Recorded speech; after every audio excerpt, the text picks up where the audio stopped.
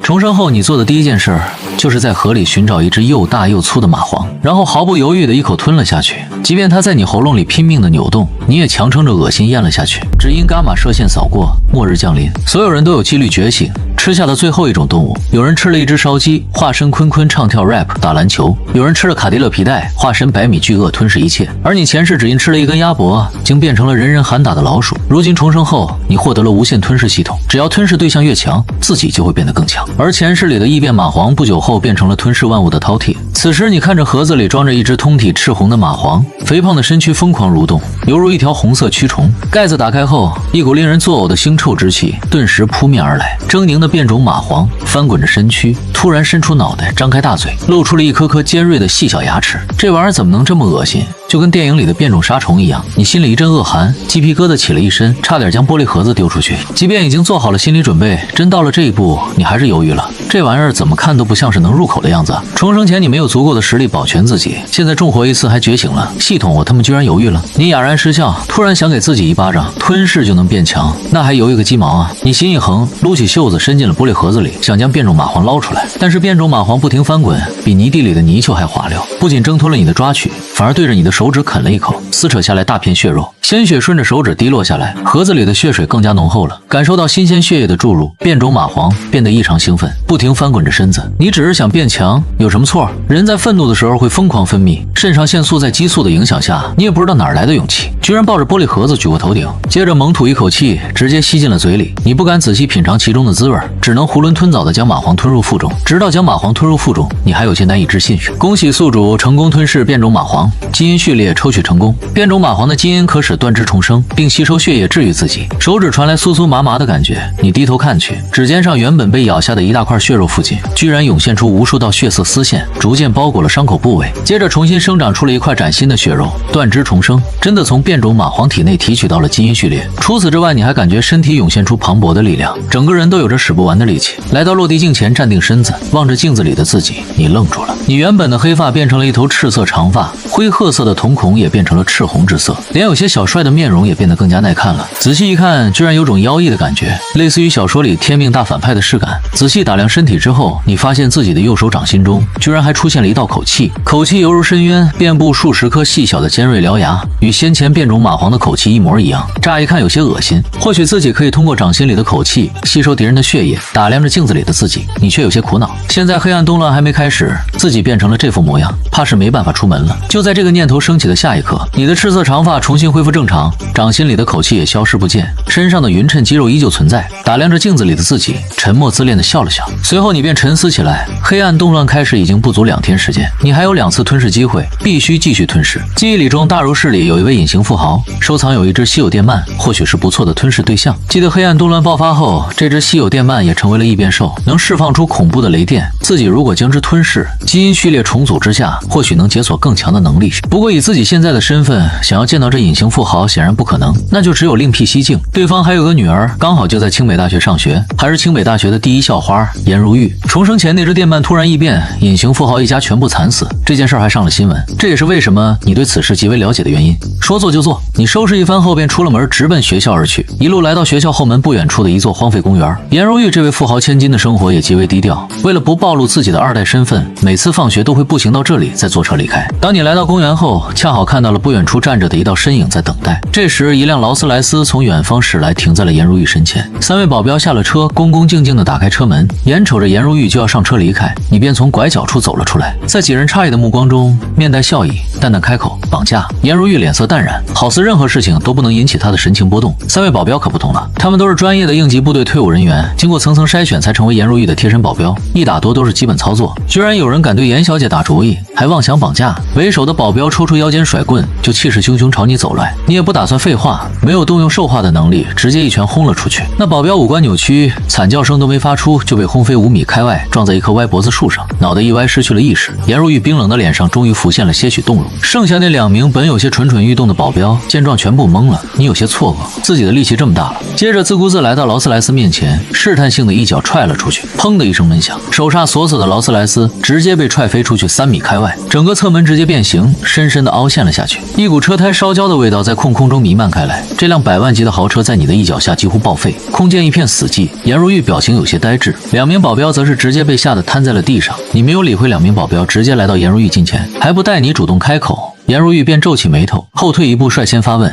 你要劫财还是劫色？”你答非所问道：“给你父亲颜天胜打电话，让他把收藏的那只稀有电鳗带过来，一手交货，一手交人。”电鳗，颜如玉眉头紧锁，有些转不过弯来。对方居然知道自己的身份，还知道自己父亲的名字。听对方这口吻，绑架自己不图财也不图色，而是图他老爹收藏的那只稀有电鳗。可这条稀有电鳗是他父亲通过特殊渠道购买的，这家伙又是怎么知道的？眼前的少年明明非常年轻，为什么身手这么好？颜如玉心里有太多的疑问，但他也清楚现在的处境，点了点头，掏出手机给颜天胜打了个电话，简单讲述了一遍现在的处境与你的要求。此时的天盛集团会议室内，一名神色威严的中年男人接过一通电话后，瞬间如临大敌，直接停止了会议，带着秘书匆匆离开了这里。反了，在大如市居然有人敢绑架自己的女儿，让人通知应急部队，请他们派人增援，同时叫上大如市最顶级的医疗团队，准备迎接突发情况。安排好这一切后，颜天胜便让司机先开车回到家里，取走了那条稀有鳗鱼。天盛集团就是大如市的核心产业，在各方面都有产业，与应急部队也有许多合作，说是大如市第一豪门也不夸张。颜天胜实在想不明白，到底是谁有这个胆子，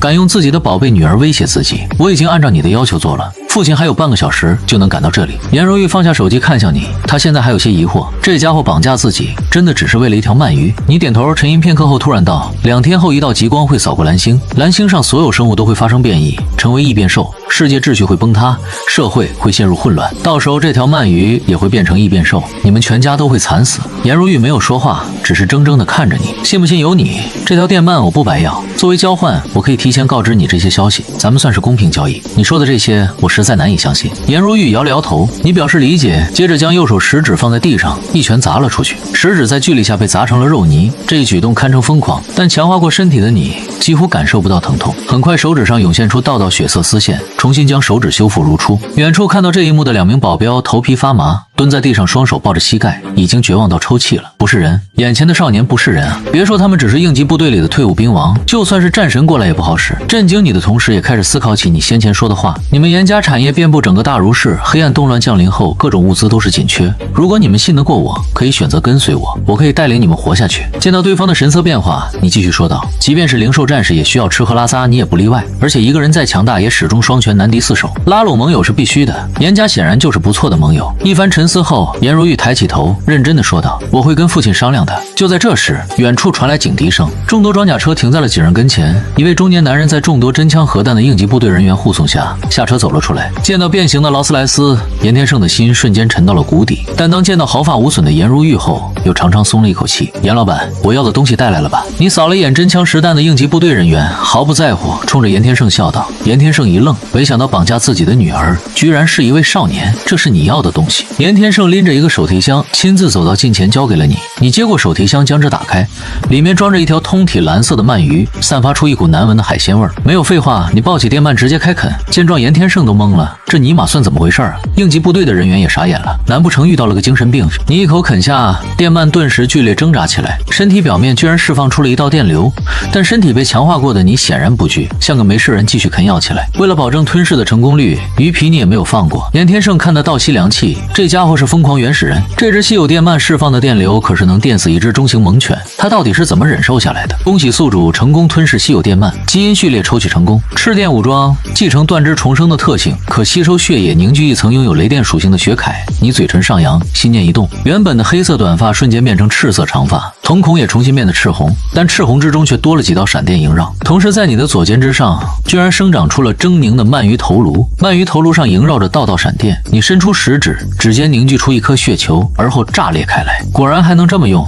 在场的应急部队人员在触碰到血球的瞬间，顿时感觉一股强大电流划过身体，直接瘫倒在地不省人事。现场赶来增援的人员乌泱泱躺倒一大片，唯独颜如玉与颜天胜毫发无损。你回头看了父女两人一眼，旋即悄然消失在夜色中。离开公园后，你又开始思考起下一个吞噬对象。明早天一亮，距离黑暗动乱就只剩下1天不到的时间了，你还有最后一次吞噬机会，必须在动乱开始前完成吞噬。就在这时，你突然想到，在大如市的动物园里，貌似有一只特殊的老鹰，浑身羽毛坚硬如如铁，还能发出刺耳的鸣叫，貌似是由人工培育出的一种特殊猎鹰。因为特殊性，目前整个蓝星也就这一只，自己现在拥有血铠，还掌控雷电的能力，刚好还差飞天的手段。虽然已经有了目标，但是作为人类的你还是需要休息。今晚弄出这么大动静，估计现在整个大如市都炸锅了。先休息一晚，明早直接动身。你不知道的是，今晚发生的一幕恰好被人用手机录制了下来，并且上传到了互联网上，几乎是短短几分钟的时间，整个兔国互联网直接炸锅了。你昨晚所做的事情被附近的监控完整的记录下来，并上传到了网络上，一时间各大平台都轰动了，甚至就连国外的平台也在疯狂转发。除此之外，蓝星部分地方已经出现了异变受伤人事件，引发了无数人的猜想。网络上讨论热烈，恐慌的情绪逐渐蔓延，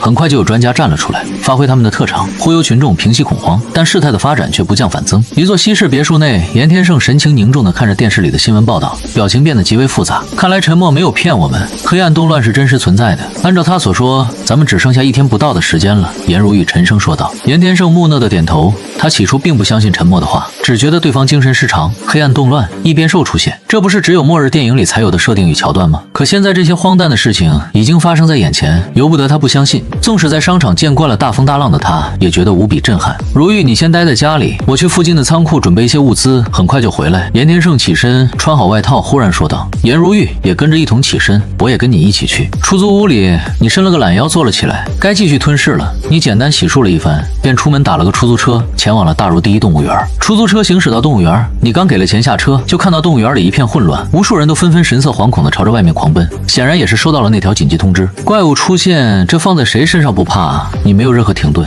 挤开人群，主动朝动物园内走去。按照记忆来到关押那只特殊猎鹰的笼子面前站定，你整个人有些发懵，因为这只猎鹰已经产生了变异，黑色的羽毛仿佛一柄柄利刃，闪烁着摄人心魄的寒芒，眸子居然倒竖，宛若毒蛇。不过这只猎鹰貌似没有完全变异，只是半变异的状态。此刻猎鹰正用尖锐的鸟嘴拍打着铁笼子，嘎吱一声，铁笼终于被破开一个大洞。这只半变异的猎鹰发出一声刺耳的鸣叫，从洞口一跃而出，居然直奔你而来。猎鹰的动作在你眼中被无限放慢，电光火石间，你单手握住了猎鹰的脖子。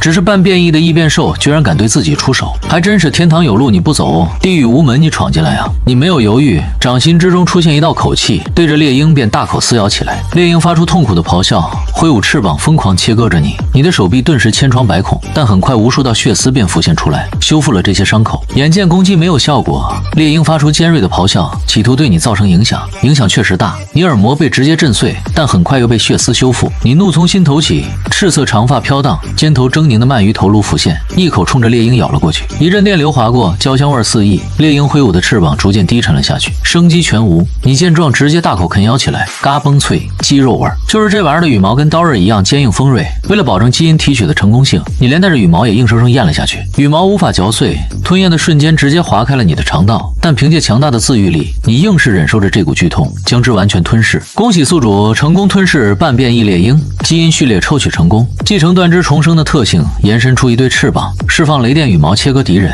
并隔空吸收血液强化自身。你心念一动，背后突然出现了一对直径6米的巨大黑色羽翼，随着羽翼振翅，你犹如火箭般瞬间窜到了天空之上。飞天的滋味真不错，你咧嘴笑了。这时候才注意到旁边还有许多路人正呆呆地看着自己，这到底是不是人啊？先是冲进来吃了这只猎鹰，接着自己长出了翅膀，你搁这玩吞噬进化呢？你没有在意，现在异变兽都开始出现了，灵兽战士也是早晚的事情。世界秩序的崩塌已经进入倒计时，自己的身份是否暴露其实不重要了。3次吞噬机会都已经用完，想要继续吞噬，估计得提升实力了。好在这只猎鹰只是半变异，不然自己可能都没法吞噬。其实比起吞噬这些稀有动物，吞噬异变兽能提取的基因更强，但可惜的是，现在的自己只能吞噬动植物以及昆虫，还无法吞噬异变兽。就在这时，你的肚子突然咕噜地叫了起来，一股饥饿感瞬间遍布全身，身体好像被掏空了一般。你目光一凝，看向下方疯狂逃窜的群众，情不自禁咽了一口唾沫，一股强烈的进食欲望不断冲击着你的灵魂。你突然有种想抱人就啃的强烈冲动，这种冲动就像是刻写在基因里的本能反应，对人类产生食欲。自己难道要变丧尸了？是灵兽战士的副作用。思索片刻，你突然恍然大悟，灵兽战士是人类基因与动物基因相互结合变异后诞生的产物。因为体内的动物基因，许多灵兽战士都会出现特殊的癖好，就比如融合了猎狗基因的灵兽战士喜欢吃屎，融合了雄鸡基因的灵兽战士喜欢吃虫。一种动物基因尚且如此，而自己却整整融合了3种动物的基因，而且还是蚂蟥、电鳗以及猎鹰这类猎奇动物。它们本身要么是稀有，要么是变异。这3种特殊的基因融合在一起，才导致自己出现这般情况。原因弄清楚了，但吃人肯定是不可能的。你可以为了变强生吞蚂蟥，但吃人这种事情太疯狂了。你收回目光，克制住心中的欲望，双翼展翅，迅速飞离现场。很快便来到了一座大型超市。超市里不少人都在购买物资，罐头这类食品是最佳选择。现在黑暗动乱还没正式降临，人们尚且能保持最基本的克制。见到你出现，所有人都傻了。你依旧是兽化的形态，背后的双翼尽管已经收拢，压迫感依旧很强。怪物打进来了，不知道是谁吼了一嗓子，所有人都丢下东西，发疯般的朝超市外狂奔而去。你没有在意，径直来到生鲜区，抓起一块带血的牛肉啃了一口，咀嚼起来，接着便面露陶醉之色。从未想过，原来生肉也能这般美味。反正不用给钱，你足足拍掉了10多斤牛肉才作罢。酒足饭饱，也该考虑后续的发展路线了。在黑暗动荡的时代，一个人再强力量也终究有限，只有组建自己的势力，打造自己的基地才是王道。至于击杀异变兽升级，暂时还不着急。黑暗动乱没有正式开始，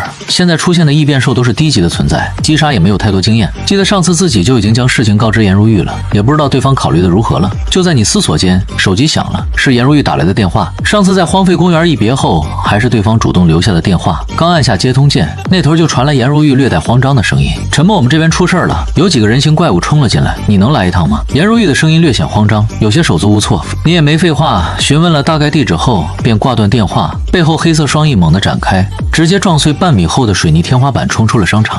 按照颜如玉提供的地址，你很快便来到了一家食品仓库附近。如果没记错的话，这里也是颜家旗下的一家仓库。眯了眯眼睛，你背后羽翼扇动，直接向下俯冲而去。此时的仓库里囤放着大量的物资，基本都是能长期保存的加工食品。2个头角狰狞的家伙正欣喜若狂地看着这一幕。还是大哥的脑袋好使啊，占了这座仓库，咱们日后就不用为食物发愁了。一个长着猪鼻子，浑身被肥肉堆满的家伙放声大笑道，身旁一位身高3米、长着牛角的大汉也跟着狂笑。全球都出现怪物，咱们却获得了兽化的超能力，咱们是上天眷顾的气运之子，现在想做什么就做什么了。2人同时大笑起来，他们本是附近的地痞流氓，突然获得了兽化能力，2人欣喜若狂。起初还不明白自己的强大，直到被附近的巡逻队当成怪物射击，他们惊喜地发现子弹对他们起不到丝毫效果，他们是超人。于是在团灭了巡逻队后，2人便来到这里，占领了仓库。严天胜与颜如玉父女跟着工人们一起蹲在地上，无助地看向这一幕。就在这时，那牛角男子突然注意到了人群里的颜如玉，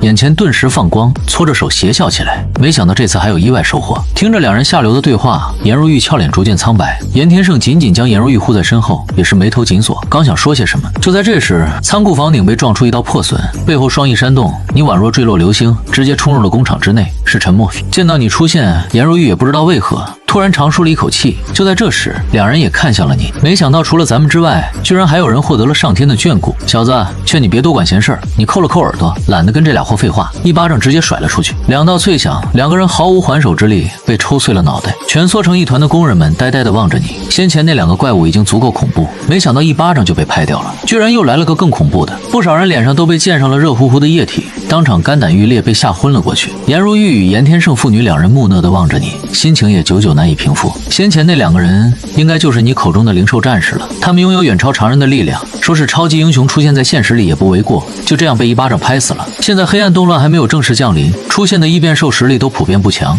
现在出现的灵兽战士也是类似的情况。你揉了揉手掌，看向父女2人，出声解释说道：“如果是以前见到2个人在眼前爆开，即使见过大风大浪的你，也会抑制不住的呕吐，这是本能反应。但现在或许是融合了3种动物的基因，你并没有什么特殊的感觉，反而蹲在地上，伸出手指沾染了一点血迹，拜了一口，接着便吐了出来。没有生肉好吃，难道这位已经吃过人肉了？”父女2人无比惊恐，颜如玉整张脸煞白如纸，严天胜也有些艰难地吞咽了一口唾沫。上次的事情考虑的怎么样了？你看向颜如玉，突然开口问道。严天胜将颜如玉护在身后，迟疑半晌后问道：“陈默小友，如果我们不选择与你合作，你会吃了我们吗？”严天胜脸庞发白，嘴唇发紫，眼里的惶恐活灵活现，恨不得给自己一巴掌。早知道你这般强横，当初就该答应对方的合作邀请。2名灵兽战士说杀就杀，万一对方怒从心头起，真的将他们炖了，他都没地方哭去。颜如玉的表情也发生了微妙的变化，他是高冷校花不假，但校花也是人啊。面对这种超自然现象，谁能不慌？此刻最慌的还是蜷缩在墙角的工人们。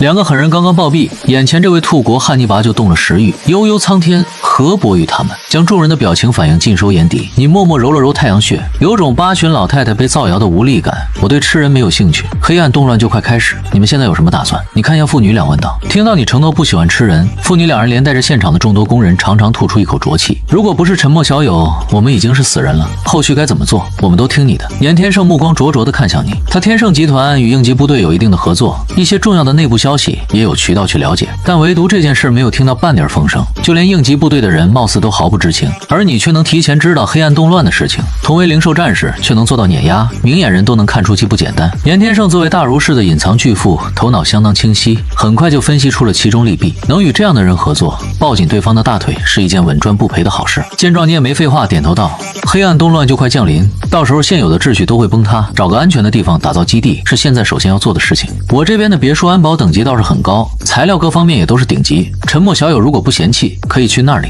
严天胜急忙道。你再度点头，自己正有此意。现在光有强大的实力意义不大，黑暗动乱降临后，各种物资都会成为紧缺，到了后期环境也会异变，万年寒潮、10年排旱都会相继降临。这个时候，一个安全的庇护所就显得尤为重要了。确定好之后，你又看向了蜷缩在墙角的工人，你们如果要走，我不会阻拦，想留下来的也可以留下来跟着我。打造基地肯定需要一定程度的劳动力，后续从外面搬运物资的时候也需要人手，这种事情你不可能亲力亲为。工人们面面相觑，最终除了少部分人选择离开之外，大部分人都选择留了下来。虽然不清楚黑暗动乱是什么，但先前发生的一幕已经对他们造成了极大的冲击。现在的世道已然不太平，既然严老板都选择跟随眼前的少年，他们也跟着准不会错。黑暗动乱要远比你们想的还要残忍危险，你们既然选择跟着我，对于我的命令就必须无条件服从，都清楚吗？你环视众人淡淡问道。众人一呼百应，你满意的点了点头，接着便招呼众人开始搬运物资。有了这些物资，即便黑暗动乱现在降临，也足够他们支撑很长一段时间了。好在黑暗动乱还没正式降临，现在异变兽与灵兽战士的数量极为有限，在回去的路上并没有遇到任何意外。1个小时后，所有物资就被顺利运回了半山云畔的别墅中。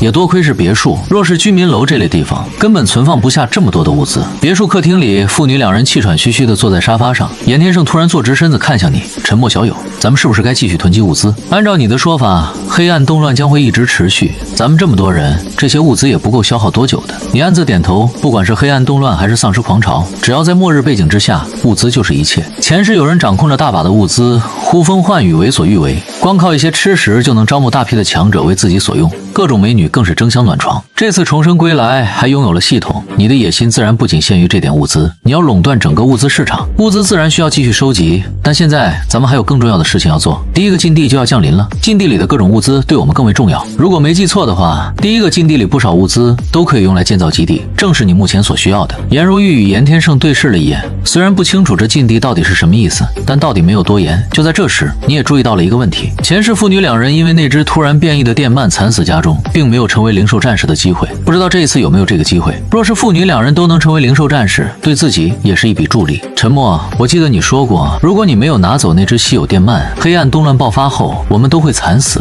这是真的吗？颜如玉望着你，犹豫良久，突然问道。见到你点头，父女两人顿时一阵后怕。颜如玉已经将这件事告知了严天胜，起初两人都有些不相信，现在经历了这些事情，由不得他们不相信。若是我们也能有沉默小友你这般的实力就好了。严天胜叹了一口气，或许可以试一试。你说道。严天胜愣了一下，旋即激动道：难道我们也可以成为灵兽战士？颜如玉的美眸之中也携带着一丝希冀之色。黑暗动乱开始后，一道极光会扫过蓝星，部分人有概率觉醒成为极光降临前吃下的最后一种动物，不过概率是随机的，就好比有些人吃了牛肉不会变异，但有些人却可以，这都是概率问题。只要食材足够广，机会也不是没有。你大概解释了一遍原理，便带着妇女来到了仓库，搜罗了一大堆食材，做成了一锅乱炖，牛肉、猪肉、瓜子、香蕉，总之食材相当丰富，多达数十种。接着你便让妇女盛了一碗吃了起来。数十种食物乱炖在一起，味道自然一言难尽。但为了成为灵兽战士，妇女两人也没有犹豫，大口朵颐了起来。极光还没正式扫过蓝星，父女两人现在除了觉得有些撑，并没有感到任何异常。现在就可以了吗？颜如玉好奇道。现在可以了，明天极光扫过蓝星后就能看出异常了。现在都早些休息吧，明天第一座禁地会降临，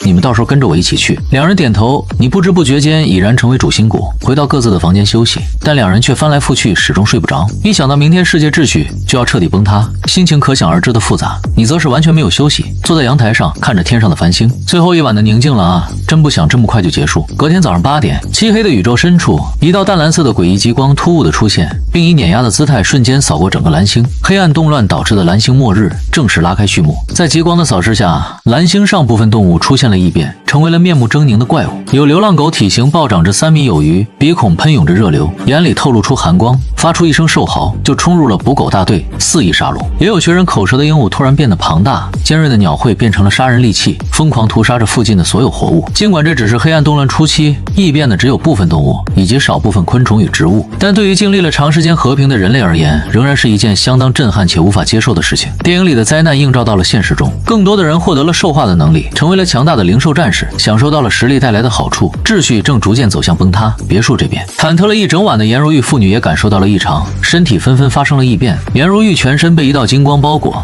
眉心之中出现了一道向日葵图案，并且能传递出金色的能量。严天胜则是身高暴涨到3米，原本匀称的身体被肌肉所充斥，额头上也长出了一对长长的犄角。当父女两人找到你的时候，你都倍感意外，没想到父女两人居然同时获得了兽化的能力。经过短暂的了解，你大概知道了两人的能力。严天胜获得的是常见的兽化能力，也就是俗称的灵兽战士，力大无穷，防御力也得到了显著提升。颜如玉则有些特殊，获得的居然是植物化的能力，释放出的金色能量能恢复伤势，并进行一定程度的力量增幅。植物化的能力，暗动乱的中后期其实都相当罕见。如果严天胜觉醒的能力属于战士，那颜如玉觉醒的能力就类似于辅助，而且被金光笼罩的颜如玉多了一分神圣感，加上她本就高冷的性子，有种9天玄女下凡的感觉，更加出众了。沉默小友，咱们居然真的成功了！严天胜欣喜若狂，他紧握拳头，感受着体内磅礴的力量，身体从未如此轻松过。颜如玉也低头查看着自己的双手，接着感激地看向你。如果没有你的帮助，他们可能压根就没有觉醒的机会。在乱世中，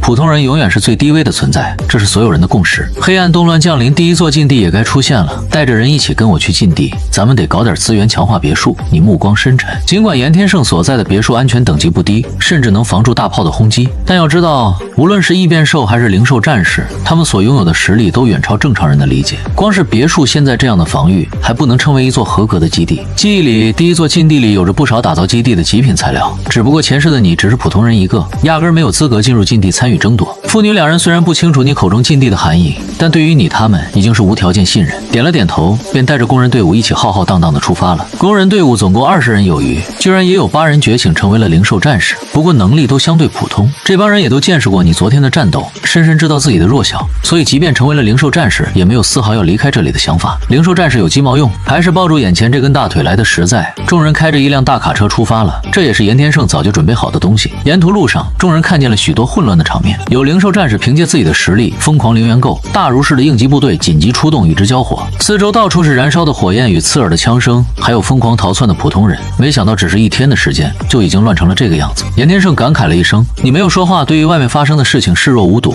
这还只是刚刚开始。在黑暗动乱的中后期，物资更加紧缺，所有人都失去了希望。那时候人吃人都是常态，远比现在还要残忍得多。半个小时不到的时间，众人来到了禁地入口。禁地所在的位置是一座游乐场外围，所谓的入口其实就是一道旋转的空间漩涡，附近也聚集有一些人，不过都警惕地看着漩涡，没敢向前。沉默小友，这就是禁地的入口。”严天胜好奇道。你点头。严天胜拉开车门准备下车，我这就让所有人下车准备。不用了，咱们直接开车进去。你摆了摆手，一脚油门轰下去，大卡车直接冲入了漩涡之中。见到一行人开车冲入漩涡中，四周游弋的众人皆是露出若有所思的神色。人群之中不远处，李冲带着一帮人看着眼前这一幕，神色稍微有些怪异。你这个穷批怎么跟严大校花在一起了？而且还开着车进入了这神秘漩涡之中。李哥，咱们现在该怎么做？身旁有人突然问道。李冲沉吟一番后咬牙道：跟进去看看，老大让咱们探明这里的情况，那屌丝都敢开车进去，咱们都已经拥有超能力了，怕个鸡毛啊！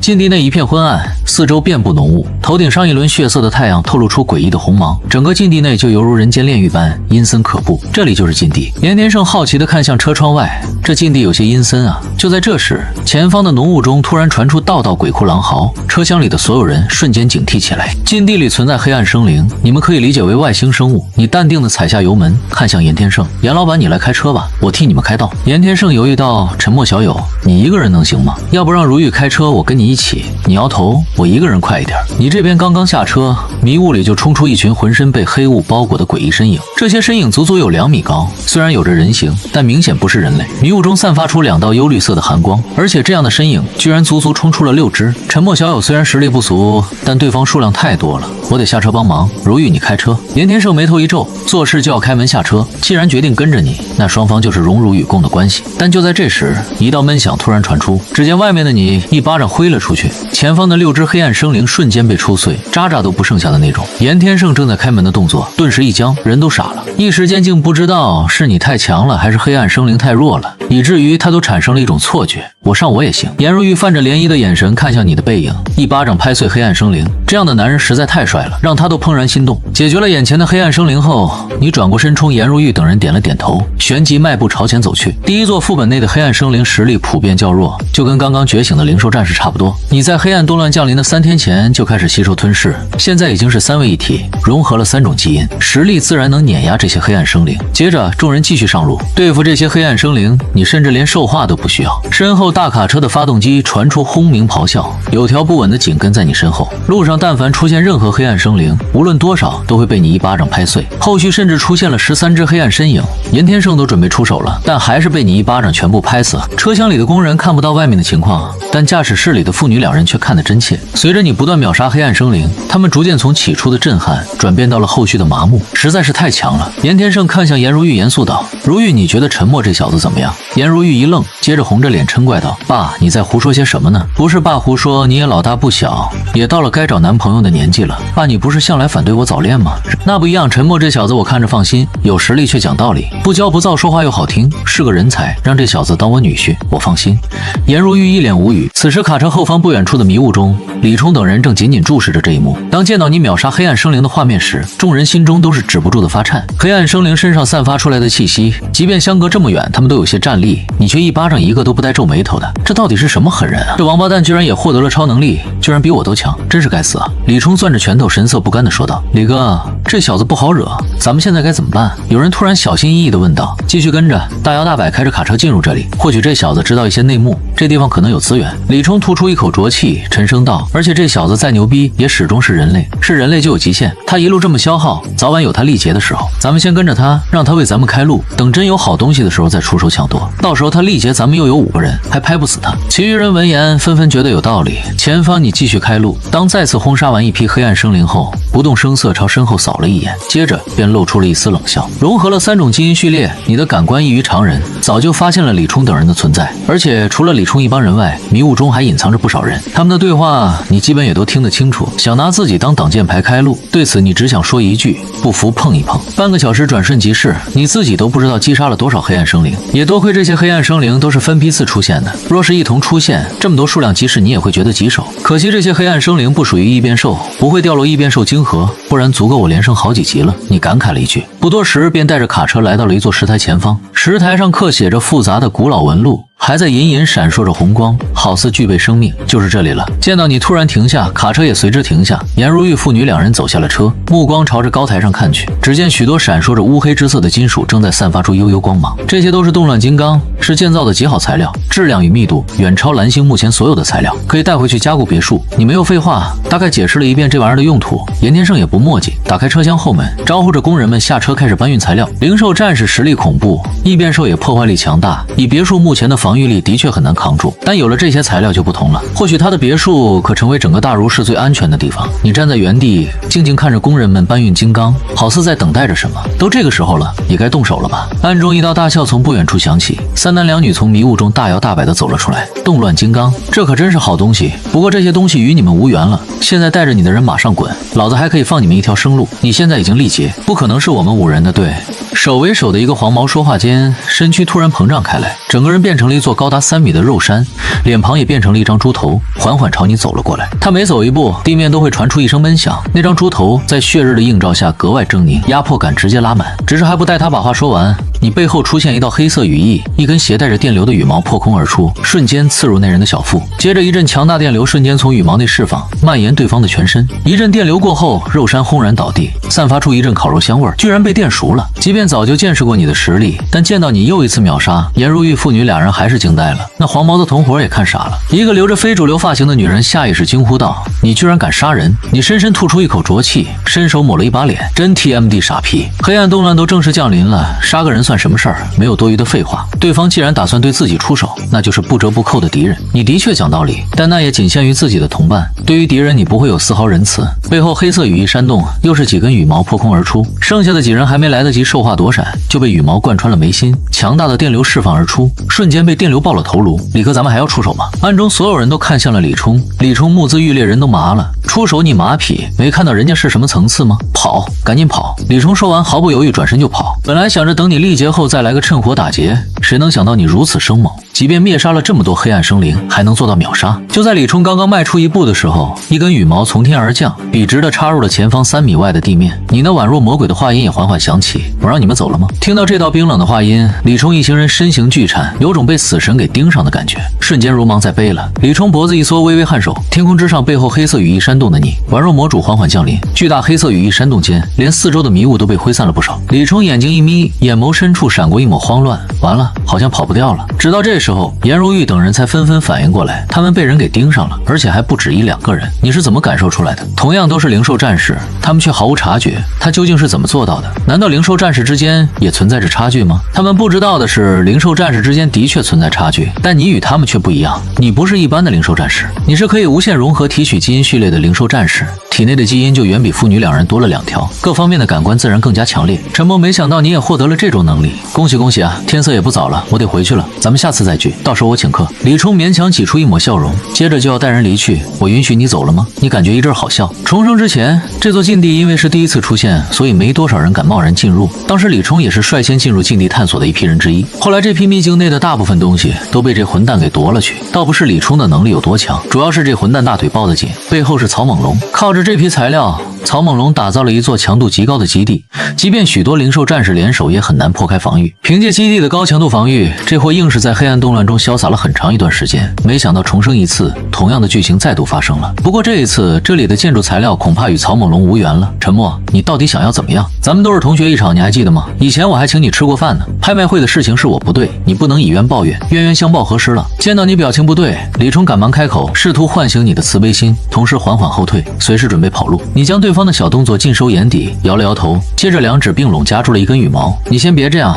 我背后有人，曹哥是我的老大，我现在跟着他混，就算你现在实力很强，也绝对不是他的对手，劝你不要做傻事。李冲脸色煞白，说话间赶忙掏出手机，拨打出一个号码，然后将免提键打开。几秒钟后，电话被接通。听到电话那头传出的熟悉声音，李冲突然有种安心的感觉。电话都打通了，你应该不敢强行杀了自己吧？但也就在电话打通的同一时刻，你手中的羽毛破风而出，瞬间贯穿了李冲的眉心。没有想象中的刺痛，有的只是麻木。因为羽毛贯穿眉心的瞬间，一股强大的电流就覆盖了李冲全身，他身躯僵硬，眼里满是不可思议。这狗东西居然真的敢对自己出手！跑啊！大家快跑啊！见到李冲被秒杀，剩余的人瞬间惊悚到了极点，纷纷惊呼着转身就要跑。但你不会给他们这个机会。几乎同一时刻，数道夹杂着电流的羽毛天女散花般爆射了出去。所有人与李冲一样，连兽化都没来得及使用，就被一招秒杀。那掉落在地上的电话里不停传来一道粗犷的怒吼声，正是曹猛龙的声音。到底是谁敢对老子的人出手？到底是谁？虽然不知道现场具体情况，但听到众人的惨叫，曹猛龙清楚自己的人被做掉了。他已经获得了灵兽战士的能力，凭借异于常人的感知力，他也选择如你这般组建自己的势力，抱团取暖。短短1天不到的时间，就召集到了6位灵兽战士。这次为了禁地，特意派遣李冲5人前来探查情况，现在看来基本是全部报废了。陈默捡起手机放在耳边，曹猛龙，你是谁？你知道我？你没有说话。曹猛龙咬牙切齿，继续道：敢动老子的人，不管你是谁，你都死定了。你依旧没有回话。曹猛龙气得半死，有种一拳打在棉花上的无力感。你家在什么地方？给我说个地址。沉默片刻后，你突然开口：“现在既然已经与对方结下梁子，就必须做出妥善处理。对于敌人，你的原则是赶尽杀绝，以绝后患，不然打了小的来老的，杀了弱的来强的，搞得太过麻烦。”电话那头的曹猛龙猛地一顿，接着更怒了：“居然敢询问自己的地址，你以为你是素衣天命啊？老子就在五行花园附近的公寓里，你有种就上门跟老子单挑！”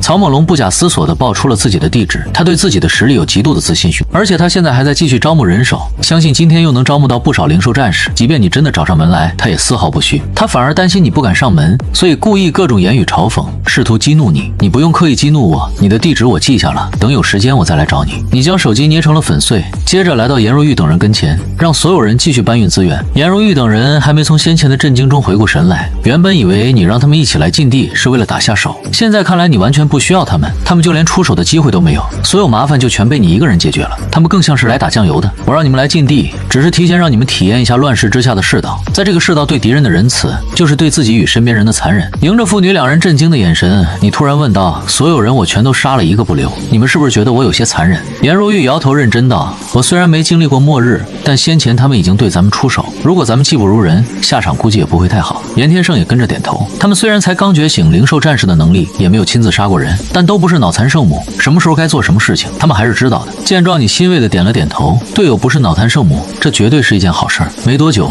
所有金刚就都被搬运上卡车，众人重新上车，朝着禁地外驶离而去。回去的路上倒是没有再遇到其他人，但迷雾里仍然时不时出现一批黑暗生灵。这些黑暗生灵就像游戏副本内的小怪般不停地刷新。见到你各种秒杀黑暗生灵，严天胜也想着去感受一番，顺便积累一些战斗经验。你对此同意了，于是严天胜胸有成竹地下了车，摆出起手式，对眼前的两只黑暗生灵出手了。只见其全身肌肉高高隆起，体型瞬间暴涨至3米，上身的西装被瞬间撑碎，接着额头一对牛角出现，鼻孔里喷涌出一股热流，低着头对着一只黑暗生灵冲了过去。尖锐的牛角撞击在黑暗生灵的身上，严天胜惊讶地发现对方居然纹丝不动。严天胜反应很快，只是短暂的愣神便做出了反应，一拳对着黑暗生灵的脑袋砸了过去。但他快，黑暗生灵比他更快，反手就是一个大背豆甩在了严天胜脸上，直接把后者打懵了。驾驶位上的颜如玉嘴巴微张，整个人都麻木了。自家父亲居然被黑暗生灵长乖了，你倒没有任何意外。严天胜本身就是养尊处优的隐形富豪，根本不懂得什么格斗技巧，而且刚刚觉醒灵兽战士，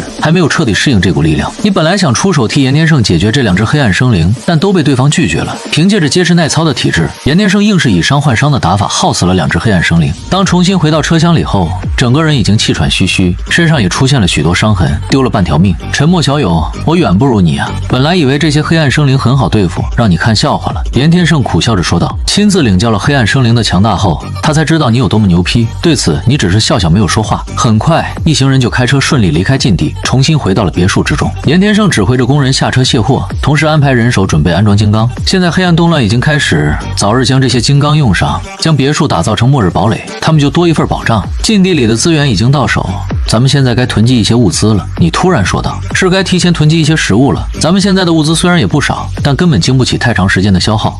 严天胜也点头表示认同。你摇了摇头道，不仅是食物，各种物资也需要囤积，香烟、工具、帐篷等等，这些物资越多越好。严天胜先是一愣，接着便明白过来你的意思。在末日时期，食物固然重要，但其他的资源也同样不可小觑。就好比在一些监狱，香烟就是硬通货，有香烟就能在监狱里称王称霸，不受管制。现在也同样是这个道理。不愧是沉默小友，居然想得比他都还要长远。基地的打造迫在眉睫，我带一部分人留在这里完善基地，物资的事情就拜托沉默小友了。沉默，我也要跟你一起去。颜如玉双手放在胸口，小声说道。通过这段时间的接触，颜如玉感受颇多。这位曾经的高冷校花，表面覆盖的寒霜似乎正在逐渐融化。你点点头没有拒绝，带上一批工人后，便跟颜如玉重新上车离开了。望着大卡车逐渐远去，严天胜眼里满是笑意。没了你这条大腿，他们的生活绝对会急转直下，恐怕连自保都很难做到。离开别墅后，你开着车前往大如市最大的一座物资仓库，这里隶属于天盛集团。最开始的时候，你就想来这里搞点资源，但路途有点远，加上禁地开启，也就暂时放弃了。现在希望还来得及。随后你们来到了仓库所在的位置，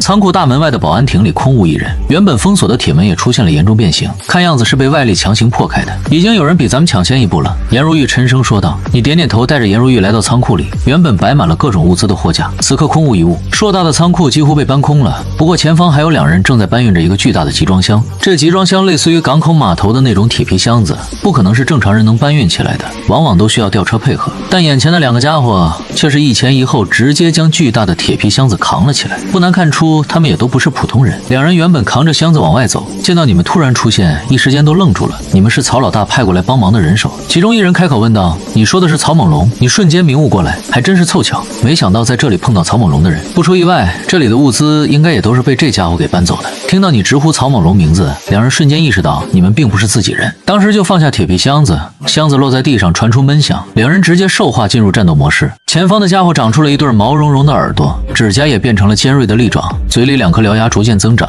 身体的毛发迅速增长。另外一个家伙则是体型暴涨，化作了一座肉山。兔国人喜欢吃猪肉，所以大部分人在黑暗动乱降临后都会觉醒成为与猪相关的灵兽战士。不过同样都是与猪相关的灵兽战士，能力却各有不同。就比如眼前的家伙，防御力全部拉满，你没有在意，直接道告诉我曹猛龙的位置。虽然曹猛龙已经将基地位置告诉你，但多留个心眼准没错，你也不敢确定对方说的是真是假。想知道曹老大的位置，先跟老子打一架再说吧。今天就让你见识一下老子的超能力。那猪型灵兽战士发出一声咆哮，迈动脚步就朝着你压迫了过来。颜如玉虽然见识过你的实力，也看过厮杀的画面，但此情此景仍然有些紧张。你摇了摇头，背后黑色羽翼浮现，接着一根羽毛爆射了出去，羽毛贯穿了肉山，强大的电流在肥肉上不断流窜。下一刻，眼前的肉山轰然炸裂开来，死的不能再死了。云淡风轻的做完这一切后，你又看向了另外那人。那人见到你的目光看来，顿时吓傻了。别杀我！我说你想要知道什么我都说。曹猛龙在什么位置？你眯着眼睛再度开口。那人彻底没了脾气。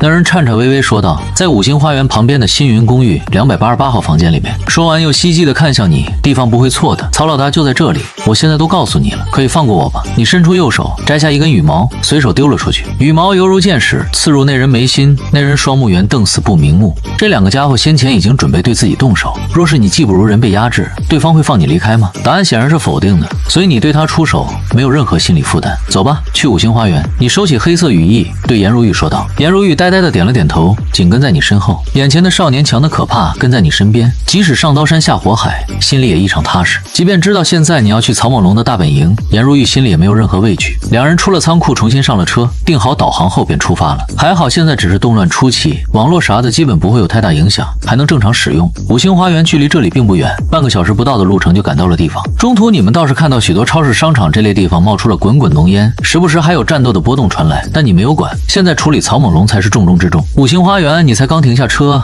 一位穿着夹克、叼着雪茄的粗犷男人便带着一帮小弟从旁边的公寓内走了出来。你就是曹猛龙？你打量着眼前的男人，毫无感情地说道：“是你。”听到你的声音，曹猛龙瞬间认出了你的身份，就是这混蛋拍掉了自己的5个人。原本以为对方只是说说而已，没想到真的敢送上门来，而且看对方的架势，只是2个人，反观他这边算上自己，足足有8个人，而且全都是灵兽战士。所有人准备战斗，拍死这混蛋，为兄弟们报仇。曹猛龙振臂高呼：“谁能先拍死这家伙，老子奖励他3大箱牛肉罐头。”牛肉罐头在平常只是被无数人唾弃的垃圾食品，但放在黑暗动乱的现在，绝对是不可多得的一顿大餐，毕竟容易保存又方便食用。曹猛龙此话一出，身后的一帮小弟纷纷像是打了激素般大声附和着，看向你的目光也逐渐变得锋锐起来。所有人同时进入了兽化状态，猪狗牛羊的特征逐渐出现在他们身上，有人长出了羊角，有人体型暴涨成为了巨人，也有人浑身长毛充满不祥。沉默，咱们真的没问题吗？虽然见识过你的实力，但眼前的这帮人都是灵兽战士，兽化后的气势更是骇人。颜如玉多少有些担心，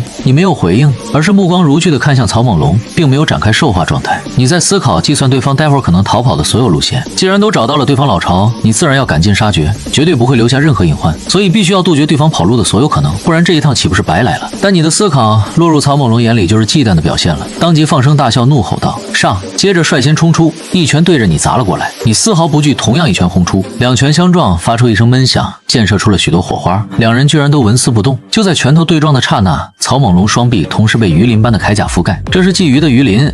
这家伙获得的是鲫鱼的基因能力，老子的能力可以凝聚鱼鳞铠甲在双臂之上，连子弹都射不穿。跟我近身肉搏，你是玩火自焚。见到你沉默，曹猛龙愈发猖狂，招惹老子你会后悔终身。现在将禁地里的资源交出来，老子还可以让你死得轻松点。见到自家老大这般生猛，后方的小弟们纷纷溜须拍马。曹老大牛批，看来不用咱们出手，曹老大就能操翻这不知天高地厚的小子。颜如玉紧抿嘴唇，有些担忧，你却面无表情，肩上血液流传，突然凝聚出一个狰狞的鳗鱼头颅，电鳗眼眸释放出2道光亮，突然张开血盆大口，对着曹猛龙的手臂撕咬了下去。曹猛龙没有躲闪，因为他有鱼鳞护体，寻常攻击根本破不开他的防御。但让他没想到的是，电鳗头颅撕咬的瞬间，尖锐的獠牙视若无物，直接贯穿了他的鱼鳞铠甲，刺入了血肉之中。紧接着，一股磅礴的吸力涌现，开始疯狂吸收他的血液。曹猛龙终于慌了，意识到你不简单，想要暴退，却被你双手按住了肩膀，死死束缚在原地。感受着体内不断流失的血液，曹猛龙的脸色肉眼可见的苍白，一股寒冷也逐渐席卷全身。无力感笼罩之下，他越来越心悸。停手，快停手！我知道错了，我向你道歉。你到底是什么怪物？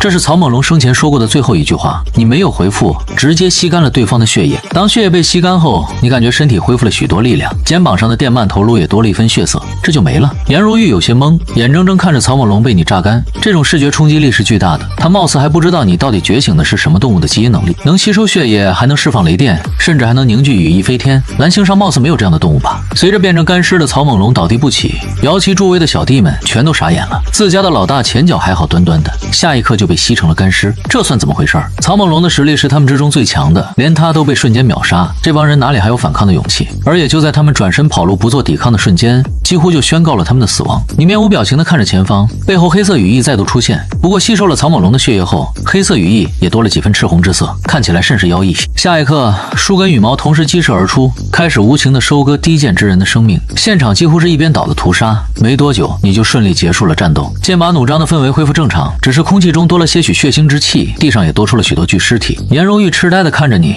血腥气味涌入鼻腔，让他有种想要呕吐的冲动。但颜如玉很清楚，在乱世之中，这种事情再正常不过，想要博得一线生机，就不可避免的要进行战斗。他也不可能一直待在你身后当一只金丝雀，迟早都要自己进行战斗，所以强行压制着，不让自己吐出来。将这一切看在眼里，你稍微有些吃惊。重生前，你第一次见到有人在自己面前被异变兽撕成粉碎，滚烫的鲜血拍打在脸上，那种生理的本能是难以抑制的，你当时就吐了。没想到颜如玉这位千金大小姐能忍耐下来。碍事儿的家伙都解决了，物资应该都在公寓里面，让所有人下车装货吧。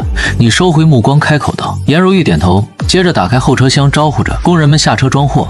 当众人来到公寓内部后，果然发现了曹猛龙等人囤积的大量物资。工人们欣喜若狂，小心搬运着各种物资，生怕磕碰损坏。一个个纸箱被小心翼翼地搬运了过去。虽然里面装着的都是各种食物以及生活物资，但在当前这个环境下，这些物资的价值可比黄金钻石贵重得多。黄金钻石或许可以装逼，但食物却是实打实能够续命。颜如玉觉醒的能力不适合战斗，别墅那边又需要严天胜亲自坐镇，为了确保万无一失，你亲自负责运送。根据你估计，来回5次差不多就能将所有物资运送完毕。但就在众人刚刚上路的时候，意外却出现了。一头体型庞大的异变兽突然拦住了卡车去路。这是一头变异野狗，浑身毛发宛若无数根银针，粗壮的四肢紧抓地面，身躯微微前倾，挡在卡车前方，龇牙咧嘴，仿佛随时都会发动攻击。颜如玉按了几声喇叭，但眼前的异变兽并不是普通流浪狗，显然不会被轻易吓退。这几声喇叭反而激起了对方的怒意。眼瞅着异变兽就要扑上来，你也不废话，直接拉开车门走了下去。就在你下车的瞬间，街道两侧的巷子里陆续走出了8头体型庞大的异变兽，全都是清一色的流浪狗变异而来。城市中出现的异变兽大多是各种宠物变异而来，狗作为群居动物，即便变成了异变兽，同样保持着相同的习性。这些异变兽打算群殴你。现在是黑暗动乱爆发初期，异变兽们的等级普遍不高，但灵兽战士也是相同的情况。若是换做其他灵兽战士来，恐怕双脚已经开始哆嗦了。但你一点都不带怕的，你背后黑色羽翼展开，整个人腾空而起，数根羽毛爆射而出，瞬间刺入众多异变兽体内。这一次羽毛没有释放强大电流，而是有一道道淡淡的赤色丝线连接着你。你隔空操控羽毛释放出强大吸力，眼前的异变兽身躯肉眼可见的迅速干瘪下来，只是片刻功夫就被吸收成了干尸。至于你，则是感觉身体充满了力量，好似整个人都恢复了巅峰。之前在禁地内对抗黑暗生灵的时候，你其实也有消耗，只是因为3种基因的缘故，所以影响不大。而在吸收了这些异变兽的血液后，你的所有消耗全被补充了回来。做完这一切后，你来到异变兽躯体前，伸出双手一阵摸索，最终摸出了几颗透明的晶核。这些就是异变兽晶核了，里面储存着异变兽的力量来源，吸收后可以提升自身实力。不过吸收需要时间，而且相当耗费精力，类似于融化钢铁，需要稳扎稳打。而你则是掌心之中出现一道锋锐口气，直接将晶核强行吞噬，接着咀嚼起来，嘎吱嘎吱，刺耳的破碎声响起，坚硬的晶核被你掌心中的口气轻松咬碎吞噬，一股精纯的力量涌入体内。你的等级发生了变化，继承断肢重生的特性，延伸出一对翅膀，释放雷电羽毛，切割敌人，并隔空吸收血液，强化自身。打开系统界面，你看到了自己的等级，居然直接提升到了3级。灵兽战士的实力每10级是一个分水岭，对此你倒是是没有太在意。重新上车，带着颜如玉离开，来回运送了6次物资后，才将所有物资都运送完毕。别墅的仓库几乎都快被堆满了。见到这些物资，严天胜褶皱里都满是笑容。有了这些物资，他们不仅能生存很长时间，还能生存得很滋润。尤其当听到颜如玉讲述你秒杀曹猛龙等人后，严天胜就更是对你好感倍增。沉默小友，有了这些物资，咱们生存2、3年不成问题。现在倒是不怎么缺乏物资了。严天胜笑着说道。你却是摇了摇头，物资这种东西多多益善，有谁会嫌少呢？何况这些物资你还有自己的安排。别的不说，方圆10公里以内的物资你都要尽可能的搞到手里来。使用能力战斗，你早已饥肠辘辘。拍掉10多斤生肉后，又带着人出发了。忙活到了日落黄昏，你几乎将附近的仓库商场全都洗劫一空。至于其他人的死活，说实话跟你没有任何关系。在这种特殊环境里，你只需要为自己考虑就行了。重生前，你虽然是普通人一个，但家里还囤有一些泡面。当初你好心将泡面分享给左邻右舍，起初街坊邻居们还心存感激，但随着泡面见底，人性的险恶就逐渐暴露出来。这些邻居为了节省口粮，居然联合起来将你这位正主给赶了出去。可以说你后来葬身在异变兽口中，与这帮街坊邻居也有直接关系。人性是最经不起推敲的，所以重来一次后，你绝不会再当救世圣母。夜晚的大如市依旧危机四伏，现在所有人都知道了异变兽与灵兽战士的存在。尽管目前线路一切正常，但为了不引起其他人与异变兽的注意，只能蜷缩在房间里，连点灯都不敢开。你这边的别墅就不同了，灯火通明，阵阵烤肉的香味逐渐传开。在你的主持下，一顿奢侈的末日烤肉大餐正在有条不紊地准备着。这股烤肉的香味逐渐弥漫在空气中，所有人都在品尝着烤肉的美味。你却上了楼早早休息去了。你现在对于熟肉这类东西提不起任何兴趣，只喜欢吃生肉。房间里，你双手枕在脑后，开始思考起后续的计划。现在获取了强化别墅的材料，各种物资也相当丰富，也是时候提升自己的实力了。别墅院子里，所有人都小心翼翼品尝着这来之不易的美味。你的慷慨让众人更加坚定了跟随你的想法。就在这时，严天胜凑到颜如玉近前，如玉，你跟爸爸说实话，你对陈默到底有没有想法？颜如玉放下高脚杯，红着脸小声道：爸，你在说什么呢？他对陈默有没有兴趣？这种话他怎么好意思随便说出来？见到颜如玉表情扭捏，严天胜无奈道：如玉，你应该清楚，咱们能有现在的一切，多亏了陈默那小子。虽然他现在对咱们不错，但万一哪天不管不顾了，咱们又该如何是好？我看陈默这小子不错，有实力有战略，你若对他有意，就趁早生米煮成熟饭，到时候你成了他老婆，我成了他老丈人，咱们也能在这乱世中求得一线生机啊！这件事真不是严天胜着急，凭借你的实力，在这乱世中想要什么样的女人找不到？现在他们近水楼台先得月，能早点动手就早点动手。若是被其他女人乘虚而入，他绝对会哭死。颜如玉也是个聪明人，听到自家父亲的话，也陷入了沉思。其实我对陈默也挺有好感的。颜如玉还没把话说完，就被严天胜推搡着朝别墅内走去。爸，你这是要做什么？颜如玉不解道。送你去陈默的房间，早点生米煮成熟饭，把关系确定下来。严天胜正色道。绝美的脸上闪过一丝茫然，这还是他那保留着传统观念的父亲吗？以前生怕自己早恋找黄毛谈对象，现在居然着急主动将自己推到别人身边。就在颜如玉不知道该如何是好的时候，一辆凯迪拉克停在了别墅大门前，一名黄毛少年从车上走了下来，见到颜如玉顿时面露惊喜之色。如玉，我终于找到你了。见到来人，颜如玉顿时黛眉微蹙，严天胜也看向了来人，脸色逐渐阴沉了下来。这黄毛他认识，李青山，颜如玉的追求者。年轻人一腔热血他能理解，但这李青山绝对是个奇葩，父母双亡，在孤儿院长大，成绩也是下层的级别，仗着与颜如玉在同一所大学，就展开了疯狂追求。颜如玉对这货不感冒，严天胜也曾出面详谈过。你小子身无分文又不学无术，整日想着混吃等死，凭什么敢追求自己的宝贝女儿？对方初生牛犊不怕虎，给出的回答震惊严天胜30年。追求到如玉，我就能走上人生巅峰，少走几十年弯路，只要能追求到如玉，就能证明我的本事。到时候整个天盛集团都需要我来打理。叔叔怎么能说我没有目标没有计划？当时严天胜被恶心坏了，派人将这货揍了一顿，没想到现在对方居然找到了这里。严叔也在啊，那正好了。见到一旁黑着脸的严天胜，李青山微微一笑，酝酿一番后傲气道：我现在已经是灵兽战士了，我这次前来就是特意向如玉告白的。现在的我应该能配得上你的宝贝女儿了吧？没有在意严天胜越来越黑的表情，李青山又打开后备箱，从里面拿出了几个寒酸的食物罐头，而且还都是过期的食物罐头。这些罐头都是我好不容易才得到的，食物在现在很紧缺。严叔你应该都知道，我知道你们家吃的都是空运蔬菜，没有多少余粮，应该已经饿了1天了吧？来，这些食物严叔跟如玉都拿着，不要跟我见外，也不要怕东西太贵重，这些就当做我迎娶如玉的彩礼，如何？说完还补充了一句：30年河东，30年河西，现在的我早已不是当初的我了，我会让如玉幸福的。严如玉别过了脸，脸，眼眶有些发红，但绝对不是感动的，而是被气的。被这样的人追求，他感觉特丢脸。严天胜则是护在颜如玉跟前儿，全身青筋暴起，突然很想拍死眼前的愣头青。严叔叔，我知道你对我一直抱有偏见，你目光短浅，我不怪你，劝你还是冷静一点。毕竟我现在可是高高在上的灵兽战士，你这种普通人是拿我没办法的。不过你到底是我的未来老丈人，如果你实在气不过，那就打我吧，我可以站在这里让你打3拳，只要你能解气就行。无论如何，如玉都是我的女人，我会照顾她一辈子的。严天胜本来就在暴走的边缘，听到李青山一顿输出，顿时遭不住了。原本变回正常的体型再度膨胀，化作了3米高的肌肉牛头人，全身上下都透露着一股戾气。见到这一幕，信誓旦旦的李青山愣住了。搞半天你也是灵兽战士，那就按照你说的办，接我3拳。你要是能接住我3拳，我就将如玉嫁给你。严天胜咬着牙，一字一句的说道，接着一步踏出，朝着李青山紧逼而来。李青山咽了一口唾沫，整个人都有些懵。他是灵兽战士不假，但并不是擅长力量战斗的灵兽战士。他家境困难，一直靠着自己勤工俭学，属于是拍1天的放3天的长假，压根没有什么积蓄。就在黑暗动乱爆发前夕，这货实在饿得不行，于是便来到学校外的垃圾桶里翻找食物残渣，最后找到了一只死老鼠，于是烤着吃了。他现在觉醒的是老鼠能力，嗅觉得到了极大增强，可以嗅到食物的方位。这些过期罐头就是他靠着嗅觉寻找到的。人家觉醒的能力都相当牛逼，要么力大无穷，要么肉身成圣，甚至有人直接翻身做主，逆天改命了。他却是个例外。黑暗动乱前他是过街老鼠，黑暗动乱后他真的成了老鼠。不过即便是老鼠类型的灵兽战士不擅长战斗，但他的肉身体质还是比普通人强大太多。原本觉得凭借灵兽战士的身份可以让严天胜高看一眼，没想到对方也是灵兽战士，而且远比自己牛逼。望着步步逼近的严天胜，李青山慌了。他的体质是比普通人牛逼一些，但绝对承受不住严天胜的攻击。别说挨上3拳，望着对方的体型，估摸着1拳就能将他送走了。别了，严叔叔，咱们都是文明人，君子动口不动手。既然你们不欢迎我，我走就是了。李青山咬着牙，面露不甘之色，毫不犹豫转身就走。原本还打算着，若是严天胜不同意就动强的，反正现在秩序崩塌，有实力就是王道。没想到会是这样的结局。到现在他都还在想，若是自己当时不吃那只死老鼠，是不是就会觉醒成为其他的灵兽战士？可惜世上没有如果。临走前，李青山突然停下脚步，回头道：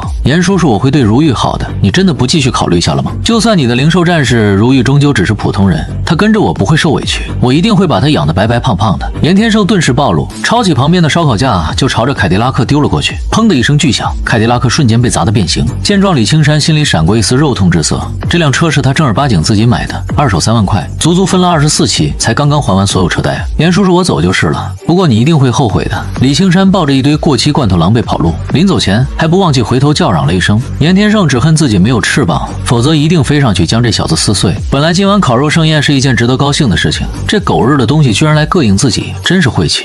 就你这种货色也配打如玉的主意？你哪点比得上沉默小子？一根毛都比不上。目睹着李青山离开，严天胜这才恢复正常体型，看向颜如玉，语重心长道：沉默的事情你自己再考虑一下，早点下手最好。咱们现在必须抱紧这条大腿。颜如玉对此并没有抵触，有的只是紧张，轻轻点了点头。都说灵兽战士的体质远超普通人类，那方面也一样。沉默的实力又如此强大，也不知道自己能不能撑得住。但是很快，颜如玉又晃了晃脑袋，让自己清醒过来。她可是被誉为高冷校花的颜如玉啊，现在自己到底在想些什么奇怪的东西啊？离开别墅来到安全位置后，李青山这才停下脚步，回头看向别墅的方向，鼻子动了动，眼里闪过一抹阴狠。好家伙，别墅仓库里居然藏着这么多物资，这老东西难道早知道黑暗动乱的事情，所以提前做了准备？本来若是咱们成为一家人也就罢了，你的东西就是我的东西，既然你不将如玉许配给我，那就别怪我无情了。李青山面露阴狠之色，掏出手机开始录制视频。家人们，我发现了一个劲爆消息，天盛集团老板的别墅里藏了大量的物资，各种食物应有尽有，他们现在还在开烤肉派对呢。我觉醒的是老鼠的能力，嗅觉灵敏绝对不是开玩笑。大如市现在各地物资紧缺，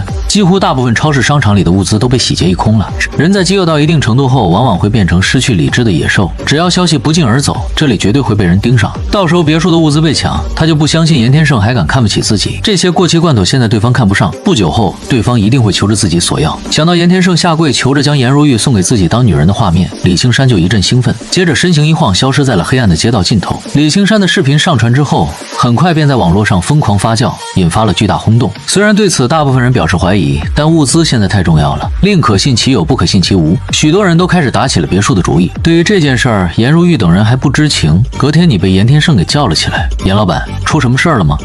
难道是别墅的强化出了问题？你被硬拽到了客厅里，揉了揉眼睛，有些不解地问道：“不是金刚的事情，是别墅的事情。咱们仓库里囤积的物资已经暴露了。沉默小友，是我跟如玉连累了你。”严天胜有些愧疚，接着便将手机递给你，你接过手机看了一眼，家人们，天盛集团总裁的别墅里囤积着大量物资。你看了一眼，神情依旧平静，暗自记下了李青山的长相后，自顾自给自己倒了一杯热水。沉默，这件事很严重，咱们或许已经被不少人给盯上了。现在要不要发视频辟谣？颜如玉也是沉着脸开口，他觉得是自己连累了你，主要还是李青山这个王八蛋，他怎么会知道别墅里囤放着大量物资？颜如玉现在很后悔自己没有斩草除根，当晚就该让父亲不顾一切将对方留下斩杀。现在辟谣不就是此地无银300两的意思吗？你翘着二郎腿在沙发上坐了下来，笑道：“其实这件事算不上太严重，想解决这件事也很简单。”听到这番话，父女两人的目光同时落在了你身上。这件事的严重程度，连严天胜都束手无策，你居然有办法解决这件事儿？颜如玉父女两人愧疚，觉得自己连累了你，害得所有物资全部曝光在网上。现在大如市是怎样的环境，他们很清楚，秩序逐渐崩塌瓦解，路上随处可见争抢超市商场物资的人群，其中不乏强大的零售战士。现在他们这边存有大量物资的消息不胫而走，基地的强化也没有彻底完工，一旦有人组队找上门来，事情将会相当棘手。但他们不知道这种事情对你而言的确不算什么问题，在绝对的实力面前就是这般有恃无恐。你昨晚还在思考该如何快速的提升实力，当前这个阶段想要快速提升实力，就只有斩杀异变兽，吸收异变兽晶核。但大如市虽然不是1线城市，好歹也是大城市，这里的动物本来就少，这里出现的异变兽大多都是一些饲养的宠物，想要斩杀就需要一个个的去寻找，而且目前只是黑暗动乱初期，异变兽的级别也不高，斩杀后能提供的经验也不多。现在别墅存有物资的消息暴露，正好给你提供了灵感。沉默，咱们现在该怎么做？我们都听你的。颜如玉认真的看向你说道：“开直播。”你喝了一口热水，淡淡说道。颜如玉与严天胜对视了一眼，眼中皆是茫然之色。这个时候开直播，这是什么奇怪操作？碍于对你的信任，两人虽然不理解，但还是照做了。很快，颜如玉就用自己的手机开启了直播。直播间刚刚打开，顿时就涌进来一大批人。颜如玉所在的别墅囤积了大量物资的消息早已在网上爆火，现在已经有不少人商讨着结盟，一起上门抢夺。这个时候，颜如玉开启直播，自然会引起很大影响。颜如玉，她就是颜如玉，是我大学的校花，我认得她。私藏大量物资，现在居然还敢开直播，谁给她的胆子？咱们这么多人都生活在水深火热中，你严家却藏着大量物资，怎么能自私到这种地步？长得挺好看，没想到心眼这么坏，自私、冷漠、坏心眼儿。看着不断刷新的各种谩骂弹幕，颜如玉面无表情，但心里难免有些复杂。你突然道：“把镜头给我吧。”颜如玉点头，将镜头对准了你。你目视着镜头，神情淡然，开口即是王炸：“我这里的确有很多物资，也不会吃独食。”听到你的话，颜如玉父女两人脸上出现了瞬间的错愕。他们有想过很多种可能，唯独没有想到你居然大大方方地承认了。这到底是什么操作啊？随着你承认别墅囤积了大量物资，直播间的弹幕顿时暴躁起来，陆续有更多人加入了直播间。你不慌不忙，示意颜如玉跟着自己，直接来到了存放物资的仓库大门前。而后在颜如玉等人诧异的目光下，你直接打开了仓库大门。随后各种物资映入眼帘，让人眼花缭乱，目不暇接。所有物资都被分类后整齐摆放在柜台上，有各种各样的食物、新鲜肉类，甚至是香烟等东西。如果是一个人，这些物资足够支撑几10年的消耗。见到这么多物资，直播间的人群顿时爆发了。有这么多物资，囤积了这么多物资还敢直播出来，这是看不起咱们吗？现在都到了末日了，凭什么他们吃香喝辣的，咱们还要继续吃糠咽菜？我都已经2天没有吃过东西了，他们居然有这么多好东西。大如市某个出租屋里，李青山看着直播间里的画面，脸上满是幸灾乐祸的表情。他不知道沉默是谁，只觉得这位异常生猛，居然敢将这么多物资直播出来，这是怕没人敢打这些物资的主意吗？现在都是末日了，秩序崩塌，零售战士成为了新的秩序。如果不出意外的话，今天之内别墅的位置就会被曝光出去，别墅仓库里的所有资源都会被疯狂的人群抢夺。严天胜，老东西，你若是同意将如玉嫁给我，我又怎么会将这些物资曝光出去？不知好歹的蠢东西，我等着你来求我。别墅仓库里，你示意颜如玉拿着手机对着仓库转了一圈，将所有物资清晰地展露在镜头面前后，才继续开口道：“我知道你们很想要这些物资，我可以给你们，但不会白给你们。想要物资就用异变兽晶核兑换。”说话间，你拿来纸笔开始书写。1颗1级的异变兽晶核可以兑换1包香烟，1个鲤鱼罐头；1颗2级的异变兽核心可以兑换2包香烟，2个鲤鱼罐头。仓库的各种物资有点多，你亲自为所有物资定好对应的价格，足足写了半个小时。但毫无疑问的是，当见到你这种行为后，直播间间的人群更加恼火了。现在都已经是秩序崩塌的时代了，你还想以物换物？反正现在已经知道这里有不少物资，直接抢的不香吗？老子记住你了，现在就动身，赶到别墅，到时候弄死你个狗东西！弹幕充满了戾气与怒火，恨不得将你生吞活剥。你没有在意弹幕的内容，眼见时机差不多，直接让颜如玉关掉了直播。沉默，这就是你的解决办法？颜如玉抿了抿嘴唇，神色复杂的问道：“这哪里是解决问题，分明是挑起争端，主动入腹啊！如果说之前得知消息的人只是想将物资洗劫一空，那么现在绝对连生撕了你的心都有了。你这种行为在颜如玉看来，不亚于与整个大如市的零售战士为敌。而开这场直播的目的，在他看来就相当于老子有资源，是男人就来砍我。接下来的一天时间，他们怕是危险了。这就是我想到的办法。资源是有限的，能用这些资源做点事儿自然最好。他们需要资源，咱们需要晶核，稳赚不赔的买卖。”你平静地说道：“你觉得他们会老老实实的用晶核兑换物资吗？”颜如玉脸上挤出一丝苦涩，